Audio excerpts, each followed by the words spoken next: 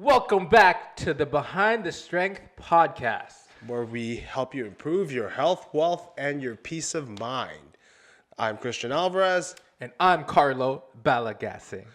Welcome back from China, man. Hey, What a friggin' trip and a half. that was a crazy trip. That was an amazing, amazing experience. Yeah. One hell of an experience. Crazy business trip. Great to see, sightsee, sounds, and experience a lot of culture and food. Man, if you guys get a chance, please go. The Canton Fair, please go. So today we want to talk to you about our takeaway from the trip. It was a business trip, so it was a hustling trip. It wasn't just, we want to go to China and see the culture, which we did want to see the culture, experience it at the same time, but we were there for a reason. The reason we don't need to say right now, because we're going to be launching some cool stuff in the next year. Pretty much have a foothold in manufacturing in China. Good quality stuff, because a lot of times what happens now, especially for North Americans or Europeans, they because of Alibaba and stuff like that, people like to source stuff out. There's a lot of people selling on Shopify and Amazon and all that stuff. And with the rise of that, we found that there was a lot of Poor quality manufacturing and shady businessmen. Yeah. So we decided to, so to speak, go into the heart of it all and really, meet our suppliers or our future suppliers, meet with the manufacturers themselves, go into the actual manufacturing district, which is one heck of an experience. If you've never done that before, man, you have to experience that. Yeah.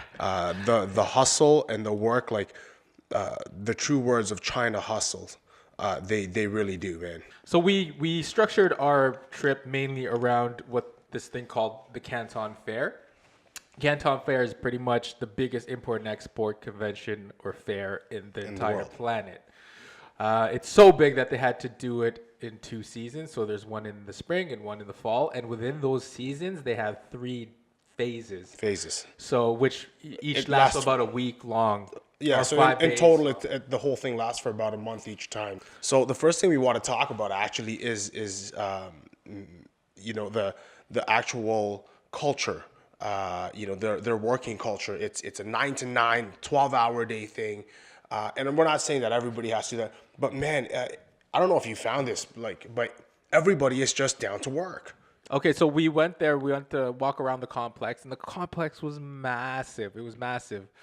And one thing that stood out for me, and for us, I guess, it's when we were walking around, it was pretty cool. Like, it was so advanced, right? The whole city was advanced, which, took me by surprise how advanced it actually was. Yes. Because Chinatown here, it's kind of like, okay, it's more ghetto and stuff like that. Yes. But then, that shows you shouldn't assume certain things. But what was cool is, within the fair, there's those people setting up. Yes. And remember that older lady? She must have been like 60-something, 70-something. One of the first people we came across. She had this trolley that she was dragging around with a rope. Full of boxes. Full of, it was like twice as tall as us. And she's dragging this thing in the side of a busy road around the She must have been in her 70s at least. Yeah, she was carrying this thing like a champ. Like, she wouldn't stop. Like, we were tired, and she kept going. She passed us. And we didn't have any luggage, any backpacks on us. We were just walking around, and this lady is dragging this thing for blocks and blocks around the complex. Yeah. And it was she's hot. beating us. And it was hot. It was hot. And the crazy thing is, she was just happy. It was just a normal thing for her. Mm-hmm. And it's a normal work day. It was just a normal work day, and she just did what she had to do to survive, right? And that was crazy to me because, what we think is that type of work, like that, it's a more minimal work, whatever, right? You know how many people would not do that here? Of course. Like, there would be a shitload of people here that'd be like, oh, I feel that they're too good for that. Yeah, of course. Work. Yes. But I guess in a place like China where there's so many people that there will be another person in line. There'll be another person in line. So if there is work for me, I'm gonna work. Yes, there's going to be another person in line. And you know what? Just for perspective, because anybody listening to this would probably be like, oh, well, if you don't have anything, why be choosy? But we saw firsthand from the bottom all the way to the top that whether you're at the lower tier of the classes there, or whether you're at the top at the billionaires table, man, they work. They and do that, work, and yes. that attitude is just there. And to them, it's not just work. This is life. This is our every thought in our everyday in life is to earn, right? To earn for my family, to earn for myself, to earn a right of respect. You know what it from people reminds me around of? you. It reminds me of before. You remember in the books where like before in the war times where Yes. people just fucking worked. Yes. Like they just That's it. hustled because there's opportunities. Everything Yep. was rapidly growing, and it was all about work, work all day. And then we came to a point where the middle class grew significantly. That now it's like we're picky and choosy, Of course. and we're at that place where like we're arguing and fighting about and focusing on dumb shit. Yeah. When these people are still in that survival mode. Yes. But technology has rapidly grown there, so Yeah. it's a different dynamic, and that was so cool to see, man. And when I got back here, I was telling everybody, and I'm telling everybody here right now, we need to get back on our hustle here, like without complaint, like just keep hustle because these guys, man, they only had like 4G internet there too, and everything was moving so fast. If they have LTE and they have the ability to to grow their middle class, they're gonna beat our economy like really fucking bad. Yeah. Yeah. Okay, so another thing that hit me hard was the sheer amount of people on their phones there was crazy. Yes. Yeah. I Compared to here, like you think. You think people here are always on their phone? No, man. No. Dude, they're connected. It's like their face is permanently embedded in their fucking screen. There It's could be weird. thousands of people in the subway, and every person is like this on their phone. So that's the thing. That's a good thing. I mean, there's still hope in North America and Canada. Like we're not that crazy about our phone, but we saw firsthand what it will get to, and it's scary. It's so weird. Of course, yes. It's actually really weird. Yeah. Like ever since that trip, man, I've been trying to reduce the amount of screen time I personally have too. Like especially before bed, and after when I wake up, Yeah. I put my phone away. Now I mean, it's scary to see that shit. Yeah. Like Yeah. that reliance. Yes. Like, I remember sitting in the subway because that was the best way to get around in Guangzhou in the city is their subway systems. It's fantastic. It was like $4. Fast. $4 and you could A day. for a yeah. day pass, right? And you can do anywhere. You can go anywhere. And that subway spans from one end north to south and east to west of that city. So you can go anywhere. And there's multiple lines. Yeah, so fuck, man. Toronto, we need to And do that's one better. hell of a clean subway, to be honest with you. And it was clean. Very clean. Yeah, it was clean. It was like sparkling clean. It was way cleaner than Toronto, Yes, man. very Which sparkling. very surprising. You would not see a piece of garbage on the ground anywhere. But yeah, like we would cram into each car, right? Because there's so many people taking the subway. And I was just listening to music on my cell phone, and I would just watch everybody, and I would just see what they're doing. A majority of people were freaking texting.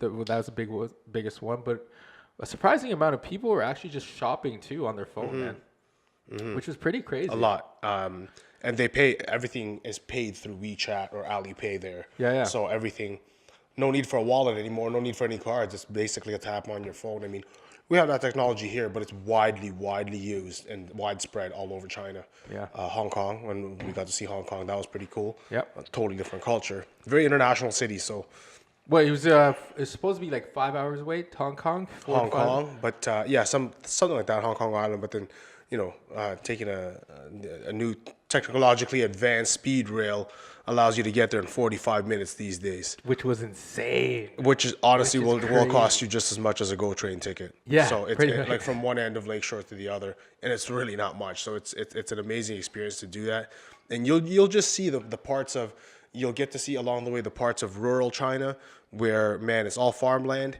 and there's people that's just doing that, just farming, and then you're also going to pass by like a technologically super advanced city of the city of the future. They call it Shenzhen. Shenzhen, yeah. And man, like the buildings become just something else unreal. Like it is a city of the future. Yeah. Yeah. So that was amazing to see. Which is I think the second part that I kind of want to touch base on is like the culture. It's their culture is very much work hard and play hard. It's very much that after work or on a Sunday evening. Man, we go to that marketplace and it was just rammed. was Like a zoo. thousands of people. And it is people gathering or even at the Canton Tower complex, right? Yeah. Beautiful building, tallest building in Guangzhou. the Canton Tower. Canton Tower. And man, you go there. We went there. I believe it was on a Sunday night or Monday night, and it is just a zoo of people everywhere. Hundreds of people, and it was great to see. It's people gathering with friends, people gathering with families to eat, whether it's curbside, whether it's restaurant, or just to take pictures and sit down on a park bench. Man, there is a very sense of family and togetherness I sense there in China, right? Yeah. I mean, I guess because they work so hard that they value the downtime as well. And man, they like to go out. They like to eat. They like to go out and just be around people. Drink. Yeah, they really love being around people and their families and stuff. So it's that's really great to see because you don't see that very often in North America anymore. No. You find a lot of disconnect between family members. You find a lot of disconnect between even groups of friends that used to, let's say, always gather. Yes. And of course, with the hustle and bustle of every day. But man, if we could see them do it and they work 12 hours, that's 6 days a week. Yeah, that's surprising too. These guys are working like 6 days a week. 9 to 9, like Monday through Saturday. Like we thought it would the subways would lighten up at like Saturday night, but it's not. It's still it's packed full of people working. Packed full of people coming from work. Yeah, 9 to 9, 12-hour days, 6 days a week. That's what it takes to succeed, and especially if in a culture or in a city of so many people. There's always somebody trying to get the one up. I think that's it too. Because there's so many people, you have to have that edge. I guess it could break you down too, man. If you're working a lot like that, it could kill you. Which was another that last point that we were going to talk about was that Tiananmen Square thing. Yes. Right. Like it was crazy to see the difference between like such crazy hustle, and then we stumbled upon this place called Tiananmen Square. Is it a square or arena? Right? Complex. It's a center. So it's one of their like biggest. It's an Olympic stadium, sports complex. So we stumbled upon it because we were looking for some food, and the craziest thing is that there was so many people there. Exercising. They were either running around the place on a track. They were doing like this Zumba type like group exercise outside. There's people climbing these structures where the wrestling structure. Oh, you got to show that. Yeah, that was cool. That was awesome. Yeah, and then there's people doing Tai Chi. Tons of groups doing Tai Chi. Yeah. And you'll see various multiple groups, and not just teams, groups of people, young to old, running in a track. Running in a group. Yeah, there's a track out like around that goes around the stadium, which is a massive track, and you see these groups, clusters of people just running together.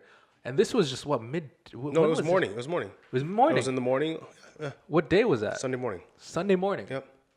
Or Saturday morning. Sorry. Okay, so it was a weekend. Saturday morning, and like the vast amount of people that were out and about exercising. Music, older, younger people. There was a big square there too where the little kids and their parents were flying kites and running around flying kites and literally it was from young as like 2-year-old, 3-year-old to like an 80-year-old flying kites out there and homemade ones, and they're just running around there. And we found that the biggest difference was in North America, we focus a lot on vanity. Yes. Very much on vanity, where they focus on vitality. Yep. Right? There's a huge difference. Vitality over vanity. The one thing that was a really, really great take home for us, and hopefully for you guys and us saying this, is don't always just focus on that vanity purpose, right? No. About the six-pack abs, about the, how am I looking in these pants, or how am I looking in the gym while I'm doing my set? Focus on being connected to your body, because they definitely are focused on that. And connected to people. A big part of it too is, old Chinese practice, traditional Chinese medicine practice. And also, if anybody's familiar with the Ayurvedic practice of India, is very much so walking and moving, at least 1 hour in the morning and 1 hour in the evening. That is a big thing in the East, where first thing you do in the morning is 1 hour of walking or moving your body consistently, and then you do it again in the evening, and that helps to clean out your blood flow. That helps to get your heart rate going. That helps to keep your joints mobile and your body, loose and not stiff. Yeah. So and it's not in the sense of I need to look good. No, And it has nothing to do feel- with it's that. like it's spiritual. It's a spiritual connection with the earth, with yourself, with your body, with your movement, and it's, you could tell, because when there's something about an older person in their 80s and their 90s that are still performing Tai Chi, it's they really when they go into extend into a movement, you can tell they're feeling it. They're, like, it's for their body. It's, Yeah. I need to do this to keep lasting my years. Yeah. You know what that trip did though? Like out of that whole thing, I got back home. First of all, I took advantage of the jet lag. I'm waking up at course. 4:30 every morning now. Same. Yeah. And I'm going to gym at like 5:30, 6 Nice, o'clock. man. That's Like, great. that made me realize that health. I don't want to ever make excuses about that, because these people, man, it's like, how do you look at that? We're so privileged here, and you look at them. If they have the ability to take what they have, which a lot of them didn't have much, And you just move. because it's not about any tangible thing. It's about your health. It's or about your vitality. It's about moving. It's about feeling good about yourself, right? It's about, Longevity in life. yeah, Yes. longevity. And I'm like, yo, I made all that excuse of like, oh, I'm working a lot, blah, blah. I allowed myself to stress out. But then I refocused on what made more sense to me and what's more important to me. And I've actually been accomplishing way more, man. And I agree. And it really did give me a better perspective of what's more important. I agree. It's definitely ever since coming back, it only motivated me to work 10 times that much Yeah, harder. yeah. Start earlier, go into the night and still be on your, maybe not be connecting to people, but you're still typing stuff out. You're still planning stuff out for the next day and for your team. Yep. And definitely valuing exercise and some good food. And I mean, especially the time that you have with people. So when we do one-on-ones with people here, the family time that I do get, the time you get with your friends, it's cherished, because now it's all the more you see other people do it. They take it to a whole nother level. Yep. And it's kind of like, how do I strive to become just better overall in my life, right? How do I work harder? How do I, be there for people more? Yep. And it's literally about challenging yourself. you know? Yeah, I mean, we went there about the hustle, work, and we came back like a bit more, focused on things that are more important, which actually do help us better our work. Well, because ever since then we've been a lot more productive. Yeah, too. because you're not just about work Yes. and fuck everything else, and everything else could wait until that moment happens, which will never happen. Never. You're gonna be broken down You mentally have and to physically. make that happen. Yeah, and thank God that that's a surprise thing that Mm-hmm. I got from this trip. Obviously, we got some great leads and manufacturing connections, Yes. which is amazing. I Yes. can't wait to launch that Fantastic. shit. Yeah. Thank you guys for listening. If anybody has any comments, any questions, anything like that, please email us at BTS@strengthenyou.com, Bobby Terry Sandy @strengthenyou.com. If you're going to China and you're going to the area of Guangzhou or near Hong Kong, shoot us an email or message us if you have any questions. We have a lot of experience now, and we can help you out. Definitely. Thank you very much for listening, guys. We'll see you in the next episode. Again, we're Behind the Strength, where we improve your health, wealth, and peace of mind. Mind. All right. Boom. Yes. Done.